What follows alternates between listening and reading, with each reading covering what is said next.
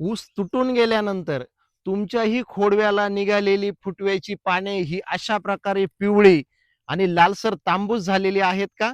तर तुमच्याही ऊस पिकामध्ये झिंक आणि फेरस या सूक्ष्म अन्नद्रव्याची आणि फॉस्फरस या मुख्य अन्नद्रव्याची कमतरता निर्माण झालेली आहे. झिंक आणि फेरस या सूक्ष्म अन्नद्रव्याच्या कमतरतेमुळे ऊसाची पाने ही अशा प्रकारे पिवळी झालेली आहे आणि फॉस्फरस या मुख्य अन्नद्रव्याच्या कमतरतेमुळे ऊसाची पाने ही अशा प्रकारे कडेला लालसर तांबूस कलरची झालेली आहे.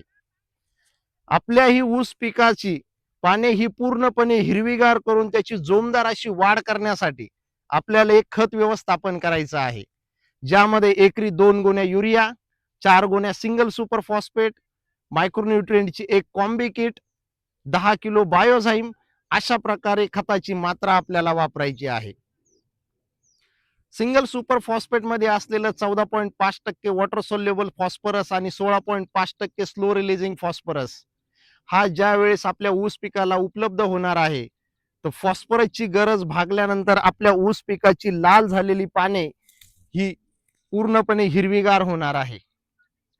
त्याचबरोबर कॉम्बी किट मध्ये असलेलं zinc sulphate, magnesium sulphate, ferrous sulphate, calcium nitrate आणि बोरॉन ही सूक्ष्म अन्नद्रव्ये आपल्या ऊस पिकाला उपलब्ध झाल्यानंतर अशा प्रकारे पिवळी झालेली पाने ही पूर्णपणे हिरवीगार होणार आहे.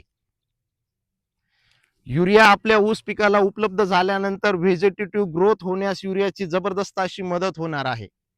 ही जी खत मात्रा आपण ऊस पिकाला देणार आहोत, ही उचलून त्या पिकाला लागू करण्याचं काम बायोझाईम ग्रॅन्युअल मध्ये असलेलं ह्युमिक ऍसिड करणार आहे. शेतकरी मित्रांनो, तुमच्याही ऊस पिकामध्ये अशा प्रकारचा प्रॉब्लेम आला असेल तर मी सांगितल्याप्रमाणे खत व्यवस्थापन करा आणि सुंदर प्रकारचे रिझल्ट मिळून आपला ऊस पीक हिरवागार करा. मित्रांनो, माहिती आवडली असेल तर लाईक करा, फॉलो करा, शेअर करा. धन्यवाद.